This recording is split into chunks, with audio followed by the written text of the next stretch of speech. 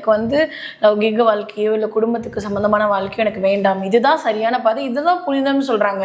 அப்போ இறைவன் தனியாக இருக்கிறது தான் ஆன்மீகம்னு சொல்கிறாரா, இல்லை குடும்பங்களோடு இருந்து வணங்குறது தான் சரியான ஆன்மீகம்னு சொல்கிறாங்களா? ஆமாம், லௌகீக வாழ்க்கை குடும்ப ஈடுபாடோட வாழ்க்கை இருக்கிறதுலே ரொம்ப கடினமானது எதுன்னு கேட்டிங்கன்னா, லௌகீக வாழ்க்கையோடு ஆன்மீகத்தை கடத்தி செல்றவன் தான் உண்மையான ஆன்மீகவாதி. முற்றும் திறந்து தன்னை முழுமையாக அர்ப்பணிச்சுக்கணும். அப்படின்னா ஒன்று இந்த ஆன்மீகத்தில் பார்த்திங்கன்னா, இப்போ நான் சொல்கிறது யாரையும் ஒரு தவறானது இல்லை. சில பேர் குடும்பத்தை வாழ முடியாத, வாழ பிடிக்கல, வாழ தெரியலன்னு கூட சொல்லிக்கலாம். உண்மை சார்.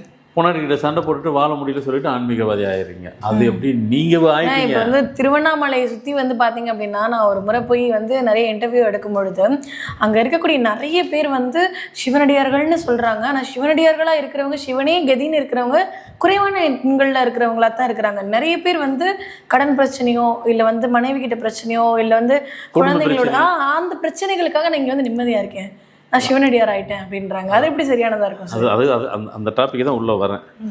அப்போது லௌகீக வாழ்க்கை குடும்ப வாழ்க்கையையும் கடைப்பிடிச்சிக்கிட்டு ஆன்மீகத்தையும் கடைப்பிடிச்சிட்டு எந்த ஒரு மனிதன் தன்னால் வாழ முடியுதோ அதுதான் உண்மையான ஆன்மீகவாதி. அவங்களால தான் உண்மையான ஆன்மீகத்தை கொடுக்க முடியும். கண்டிப்பாக. சரிங்க, நான் பை பர்த்லேருந்தே ஆன்மீகத்தில் இருக்கிறேன், அவங்களாலையும் கொடுக்க முடியும். பை பர்த்லேருந்தே ஆன்மீகத்தை தவிர எனக்கு வேறு எது இல்லைன்னா அவங்களால முடியும். ஆனால் இடையில் பாதியில் எல்லாத்தையும் நான் பாதியில் விட்டுட்டு வெளியே வந்துட்டேன் அப்படின்னு சொல்லி அவங்களால முடியுமா அப்படின்னு பார்த்தாக்கா அது முடிவு நான் சொல்லி கொடுக்கக்கூடாது, அது இறைவனே அவங்களுக்கு பதில் சொல்லி அது அனுப்பட்ட அது கரெக்ட் கிடையாது. அது